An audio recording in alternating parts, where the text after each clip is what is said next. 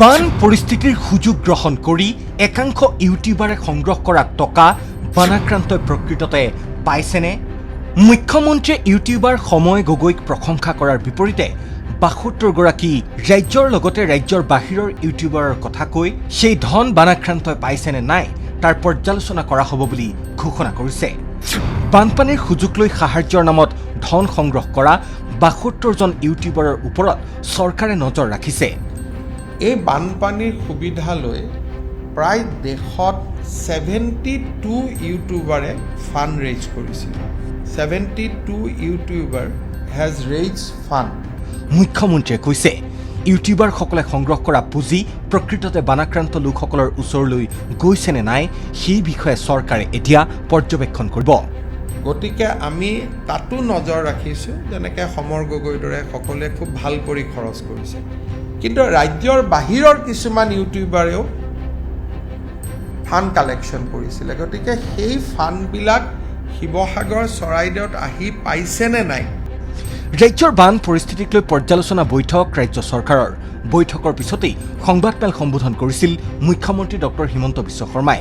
সংবাদমেলতেই বানৰ নামত পুঁজি সংগ্ৰহ কৰা ইউটিউবাৰক লৈ কেইবাটাও ডাঙৰ মন্তব্য কৰিছে মুখ্যমন্ত্ৰীয়ে। গতিকে আমি তাতো নজৰ ৰাখিছোঁ, যেনেকৈ সমৰ গগৈৰ দৰে সকলোৱে খুব ভাল কৰি খৰচ কৰিছে।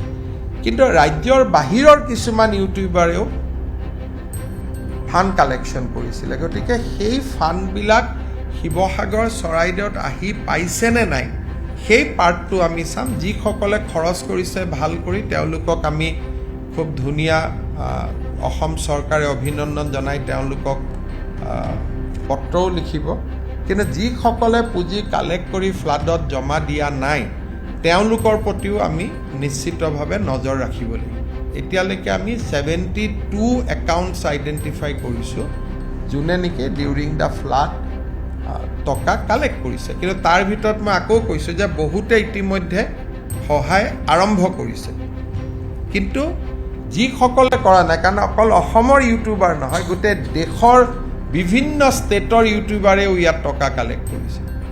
আৰু কিছুমানে এনেই কৈ দিছে যে আমি 2 কোটি দিলোঁ, 50 লাখ দিলোঁ। গতিকে আমি তেওঁলোকক সুধিম যে আপোনালোকে একচুৱেলি ক'ত কিমান দিলে, যাতে ৰিপিটেশ্যন নহয়। তেওঁলোকেও দিলে, গভৰ্ণমেণ্টেও দিলে, ৰিপিটেশ্যন হ'ব। গতিকে যাতে ৰিপিটেশ্যন নহয় আমি তাৰ বাবেও নজৰ ৰাখিব লাগিব। লগতে তেওঁ কৈছে এই পুঁজি বানাক্ৰান্ত অঞ্চলত আহি পাইছেনে সেই বিষয়ে আমি চাম। যিসকলে ভাল কাম কৰিছে আমি তেওঁলোকক সম্বৰ্ধনাও দিম। মুখ্যমন্ত্ৰীৰ স্পষ্ট মন্তব্য, এই প্ৰক্ৰিয়াটো কোনো তদন্ত নহয়, বৰং ভাল কাম কৰা লোকসকলক সন্মান জনোৱাৰ এটা প্ৰক্ৰিয়া হ'ব। ৰাজ্যৰ সাম্প্ৰতিক বান পৰিস্থিতিৰ মাজতেই শিৱসাগৰৰ বিধায়ক অখিল গগৈৰ বান সাহায্যৰ কাম কাজক লৈ মন্তব্য ডক্টৰ শৰ্মাৰ। বুধবাৰে লোকসেৱা ভৱনত অনুষ্ঠিত সংবাদমেলত মুখ্যমন্ত্ৰীয়ে অখিল গগৈৰ ভূমিকাক প্ৰতিক্ৰিয়া ব্যক্ত কৰি কয় যে দুৰ্যোগৰ সময়ত ৰাজনীতি নকৰি জনপ্ৰতিনিধিয়ে ৰাইজৰ কাষত থিয় হোৱাটোৱে মূল কথা। অখিল গগৈ নিজৰ গুণেৰে মহিয়ান এজন ব্যক্তি। লগতে অখিল গগৈয়ে সমষ্টিৰ ৰাইজক সহায় কৰিবলৈ কষ্ট কৰিছে বুলি উল্লেখ কৰে মুখ্যমন্ত্ৰীয়ে। তেখেতক তেওঁ হিচাপ কৰিলে কি কৰিব? তেওঁ 20,000 মান ৰাইজৰ দলৰ মানুহৰ নাম দি দিব, ক'ব এওঁবিলাকে মোক 10 টকা, 15 টকা, 20 টকা কৰি দিছে বুলি। গতিকে তেওঁ নিজ গুণেৰে মহিয়ান এগৰাকী ব্যক্তি। গতিকে তেওঁ নিজৰ কাম কৰি থাকক, তাত আমি ইণ্টাৰফেয়াৰ কৰিব নালাগে। কাৰণ আপোনালোকে দেখুৱালে তেওঁ চুইমিং কৰিছে, আপোনালোকে MLA চুইমিং কৰিছে। তেতিয়া ময়ে সুধিলোঁ তেওঁক, ভাই চুইমিংটো কিয় কৰিছিল? তেতিয়া মোক ক'লে যে মোক ঢাকা মাৰি দিছিল।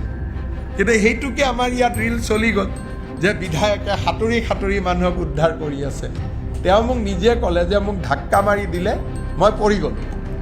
আৰু সিদিনাখন পানী কিমান জুখিবৰ কাৰণেও তেওঁ এটা সাঁতুৰিছে। গতিকে তেওঁ নিজৰ ভাগে আৰু নিজৰ সমষ্টিৰ ৰাইজক সহায় কৰাৰ চেষ্টা কৰিছে। তাত বেয়া পোৱাটো কোনো কথা নাই। তেওঁ কাৰোবাক মই দেখি আছোঁ যে মই 2,000 দিলোঁ, 3,000 দিলোঁ, আৰু 50 লাখ দিলে 1,000 দিব পাৰিম। নিজৰ মতে চেষ্টা কৰিছে আৰু দিয়াটোতো হয়, কাৰোবাক দিছে। গতিকে আমি কোনো বানপানীৰ সময়ত আমি কোনো ৰাজনীতি আনিব খোজা নাই। তেওঁ য'তে গৈছে, হাগ্ৰামা মহিলাও গৈছে, অখিল গগৈকে লগ কৰিছে, ময়ো গৈছোঁ, অখিল গগৈক লগত লৈছোঁ, নাজিৰাত গৈছোঁ, ময়ূৰ বৰগোহাঁইক লগত লৈছোঁ। কিন্তু শিৱসাগৰত যোৱা 19 তাৰিখৰ পৰা বিমল বৰা কনষ্টেণ্টলি আছে, কালিহে আহিছে। গতিকে আমি কোনো মানুহৰ লগত এইটো সময়ত ৰাজনীতি কৰিব খোজা নাই আৰু অখিল গগৈওতো কষ্ট নকৰা বুলি মই নকওঁ ডেফিনেটলি কষ্ট কৰি আছে আৰু সকলোৱে কৰি আছে গতিকে ইয়াত আৰু পলিটিক্স জানিব নালাগে যদি আপুনি নতুনকৈ আমাৰ চেনেলটো চাবলৈ আৰম্ভ কৰিছে তেনেহলে এনে ধৰণৰ খবৰৰ বাবে সাবস্ক্ৰাইব কৰি দিব আৰু ভিডিঅ'টোত এটা লাইক কৰি দিব কমেণ্টত জনাওক আপোনাৰ মতামত সাবস্ক্ৰাইব কৰি দিব আৰু ভিডিঅ'টোত এটা লাইক কৰি দিব পুনৰ লগ পাম আন এটা নতুন খবৰৰ সৈতে